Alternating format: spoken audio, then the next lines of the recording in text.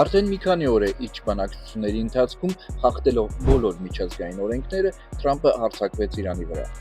Ամերիկյան իմպերիալիզմի և սիոնիստական ռեժիմի այս համատեղ ռազմական ագրեսիան պատճառ դարձավ բազմաթիվ քաղաքացիական զոհերի, որոնց թվում էին դպրոցական երեխաներ և նույնիսկ Իրանի հոգևոր առաջնորդը։ Արևմտյան ինքնագոհ բարոյախոսը, որը ժողովրդավարություն է բերում ռմբակոծությունների միջոցով, ինչպես Ղազայում, հիմա ռմբակոծում է Իրանը։ Այս հարձակումից առաջ Միացյալ Նահանգները պահանջում էին, որ Թեհրանը հրաժարվի միջուկային էներգիայից և հեռահար հրթիռներից, բայց ինչ պատահեց, երբ նախագահ Բուշը ժամանակին ստիպեց Սադամ Հուսեյնին հրաժարվել իր հրթիռներից Իրաքում։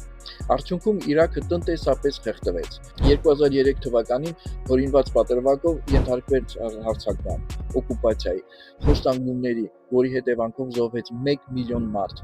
Այսօր Իրաքը ունի գաղութացված տնտեսություն, որտեղ նավթից ստացած բոլոր եկամուտները վաճառվում են դոլարով Նյու Յորքի պահոստային բանկի միջոցով։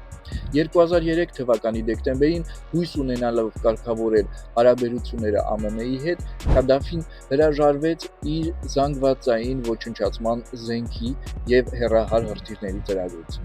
Արդյունքում ագրեսիա, սպանություններ, գողացված նավթ, որի հետևանքով Լիբիան այժմ նմանվում է դժոխքի։ 1993 թվականին Բիլ Քլինտոնը կազմակերպեց բանակցություններ Իսրայելի և Պաղեստինի միջև, որոնց արդյունքում ստորագրվեցին Օսլոյի համաձայնագրերը, իսկ 2000 թվականին Քեմփ Դեյվիդի համաձայնագրերը։ Արդյունքում Արաֆատը գնաց զգալի զիջումների, սակայն Իսրայելը չկատարեց իր պարտավորությունները և շարունակեց իր գաղութային էքսպանսիան։ Ամբողջ աշխարհը այսօր ականատես է Ղազայում իրականացվող ցեղասպանությանը։ Ամերիկացիների այսպես կոչված բանակցությունները ծառայում են միայն հակառակ կողմին թուլացնելու, որպեսզի հետագայում ստիպել վերջինիս լիովին հանձնվել։ Իրանացիները անկախ իրենց քաղաքական հակումներից գիտեն, որ ամերիկացիներին երբեք չի կարելի վստահել։ Զենքեր հանձնելը նշանակում է ստորագրել սեփական մահապատիժ։ Իրականում այս ագրեսիան նպատակ ունի կանխել բազմաբևեռ աշխարհի կառուցումը, որը դեռևս գոյություն չունի։